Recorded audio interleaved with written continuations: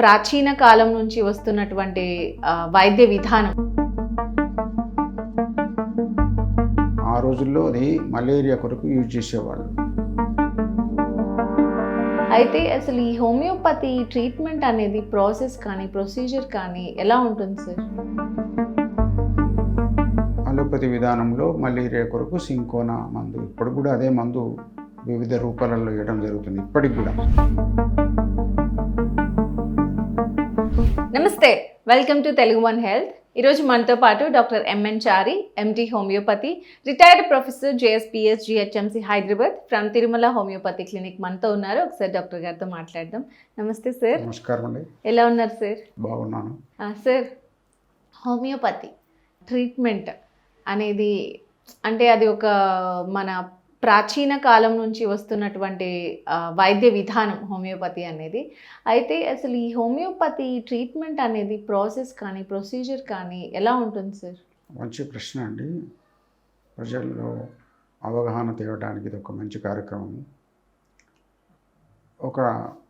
మీరనే ప్రాచీన వైద్యం అనేది ఒక మిస్నామర్ అండి. ఇది ఆయుష్ సిస్టంలో ఉంది కాబట్టి ప్రాచీన వైద్యం అనేటువంటి ముద్రపడింది, కానీ అలా కాదు. ఇది యాక్చువల్గా జర్మనీ దేశస్థుడైనటువంటి doctor Samuel Christian Frederick Hahnemann allopathy doctor. అలోపతిలో ఎండి చేసిన అతను 1755 నుంచి 1842 వరకు జీవించున్నాడు.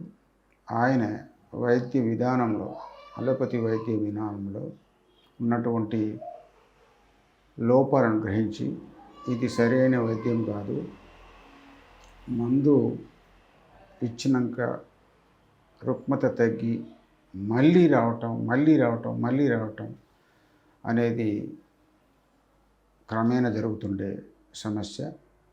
అట్లాంటి పరిస్థితుల్లో అతను ఒక పెద్ద మేధావి.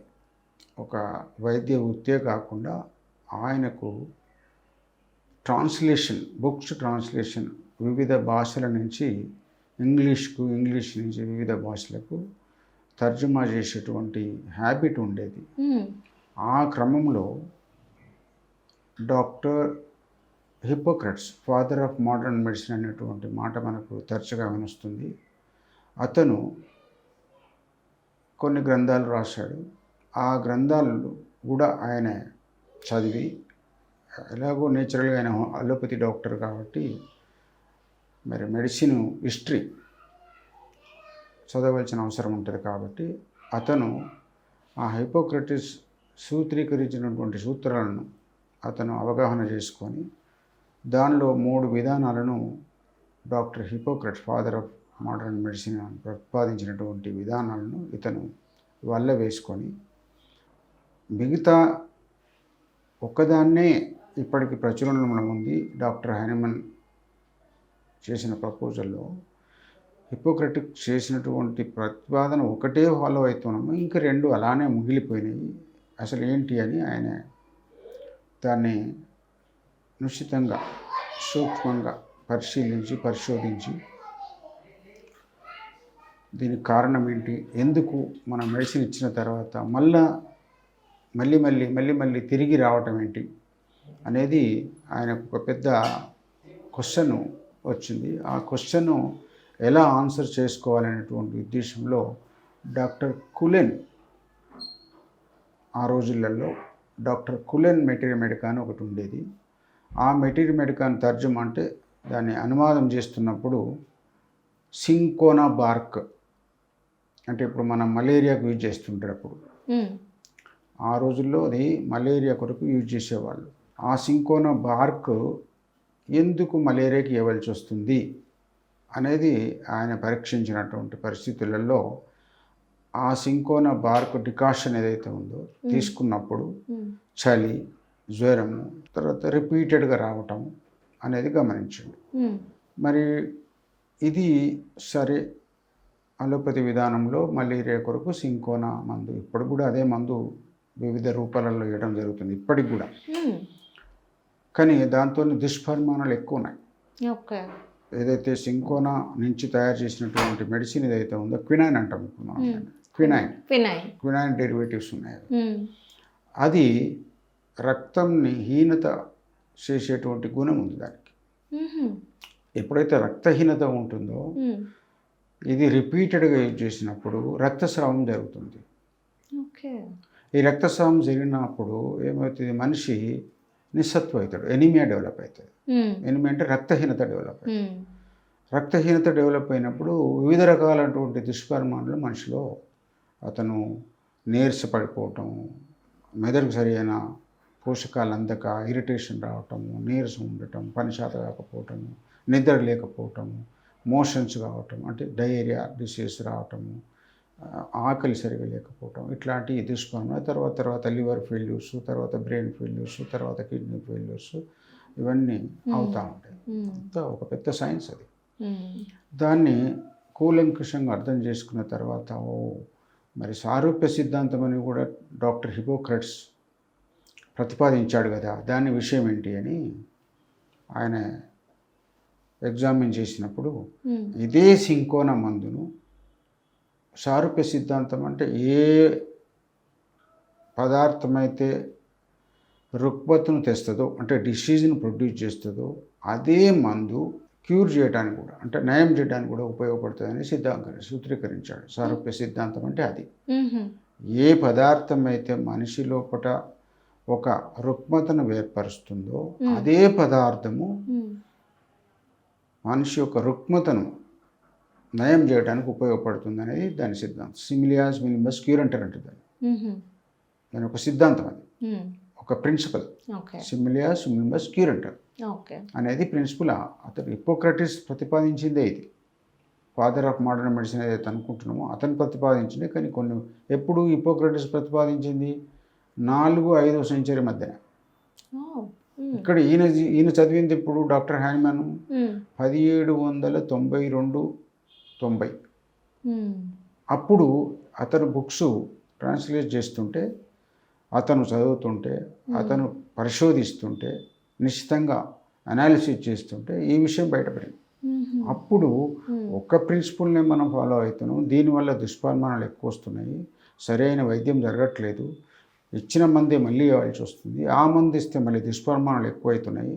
కాబట్టి మరి ఇంకో సిద్ధాంతం ఏం ప్రతిపాదించాడనే దానికి తీస్తే ఇది సిమిలియాస్ మినిమస్ క్యూర్ అంటే దీని సారూప్య సిద్ధాంతం. ఇది వీటికి తీసుకొచ్చాడు. తీసుకొచ్చి ఏదైతే సింకోనా బార్క్ ఉందో ఇతను చెప్పింది కరెక్టేనా, ఆ కులెన్ చెప్పింది, డాక్టర్ కులెన్ చెప్పింది కరెక్ట్. ఈ ఔషధము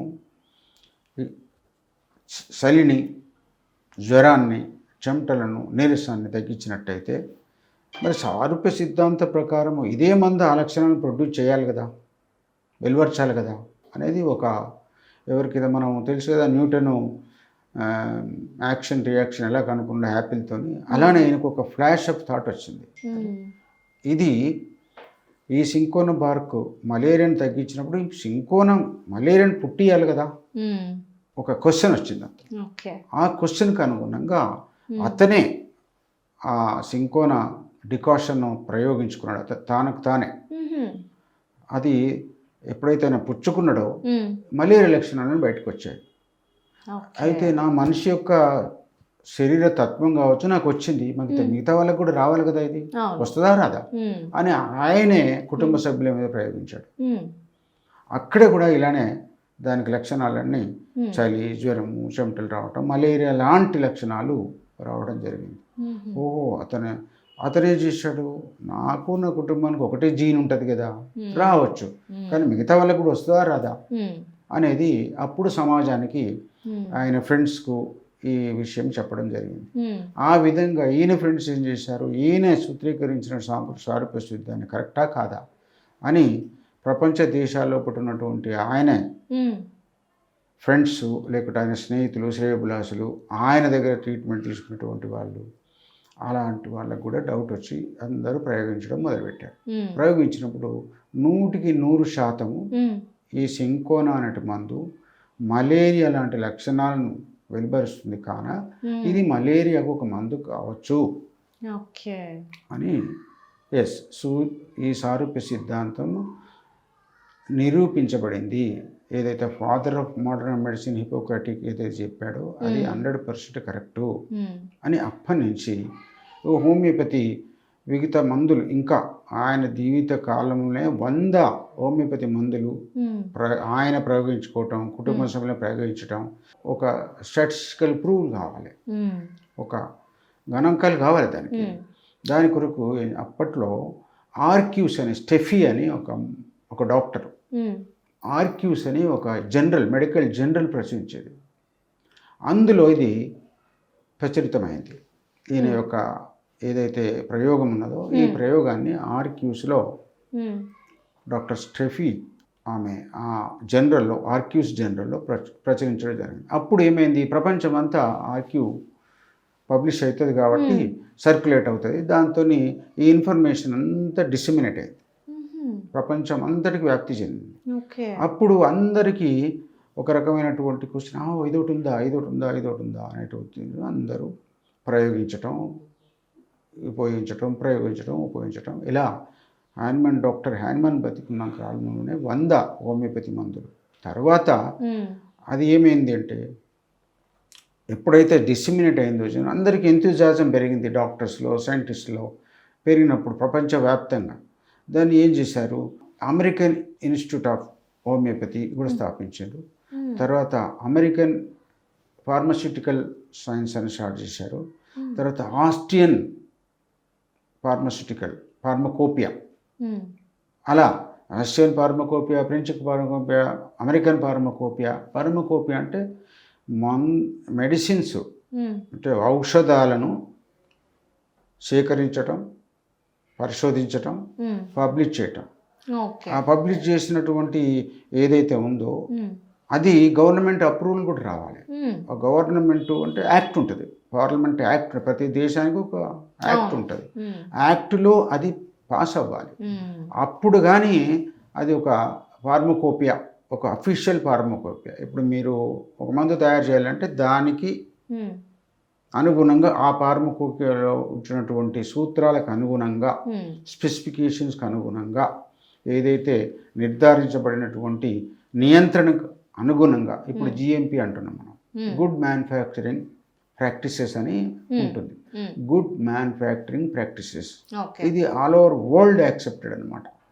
దానికి అనుగుణంగా ఉందా లేదా అనేది ఇప్పుడు వచ్చింది. కానీ అప్పుడు ఇవి యాక్ట్, ఇప్పుడు WHO ఉంది, వరల్డ్ హెల్త్ ఆర్గనైజేషన్, అది apex body for the all medical field. So అలా కొన్ని జర్నల్స్, కొన్ని పియర్ రివ్యూడ్ జర్నల్స్ అని ఉంటాయి. ఒకటి ఏదో మనం మ్యాగజైన్ వచ్చింది, ఏదో న్యూస్ పేపర్లో వచ్చింది అట్లా అంటే ఎవరు ఒప్పుకోరు. ఎందుకంటే ఇది పబ్లిక్ ఇష్యూ, ప్రజానీకానికి ఉపయోగపడేటువంటిది ఇష్యూ కాబట్టి ఒక్కసారి ఆ మందు కనుక వికటించినట్లయితే ప్రజల మీద పెద్ద దుష్పరిమాణం వచ్చి లేని నష్టం జరుగుతుంది. కాబట్టి దానికి ఒక పెద్ద యంత్రాంగం ఉంటుంది, ఊరికనే కాదు. ఒక యాక్ట్ ఉంటుంది, దానికి అనుగుణంగా పియర్ రివ్యూస్ ఉంటాయి, తర్వాత దానికి అనుగుణంగా స్టాండర్డైజేషన్స్ ఉంటాయి. ఇవన్నీ గవర్నమెంట్ లెవెల్లో ఉంటుంది. గవర్నమెంట్ వచ్చింది అంటే యాక్ట్ ఉండాలి. యాక్ట్ ఉండాలంటే అది పార్లమెంట్లో లేకుంటే లెజిస్లేషన్ ఎక్కడ పాస్ కావాలి. ఇలాంటి యాక్ట్స్ వచ్చాయి. ఆ యాక్ట్స్ ప్రకారము ఇప్పటికీ అప్పుడు ఉన్నటువంటి 100 హోమియోపతి మందులు ఇప్పుడు 5,000 దాటినాయి. నిజంగా సార్ చాలా చక్కగా వివరించారంటే ఇంత హిస్టరీ ఉంది అసలు చూసుకుంటే కనుక. సో అందుకే ఈ మధ్య కాలంలో ప్రతి ఒక్కరు కూడా మళ్ళీ ఈ హోమియోపతి ట్రీట్మెంట్స్కి రావడము, ఆ ట్రీట్మెంట్స్లో పర్మనెంట్ క్యూర్ ఉంటుంది అని తెలుసుకోవడం, ఇవన్నీ కూడా అందుకే జరుగుతున్నాయి. నిజంగా ఇన్ని సెంచురీస్ నుంచి ఇంత హిస్టరీ ఉన్న ట్రీట్మెంట్ కాబట్టే అది మళ్ళీ వెలుగులోకి వస్తుంది. మీలాంటి అనుభవజ్ఞులు దాన్ని ప్రాచుర్యం చేస్తున్నారు కాబట్టి నిజంగా ధన్యవాదాలు sir. Thank you. Thank you అండి. తెలుగు వన్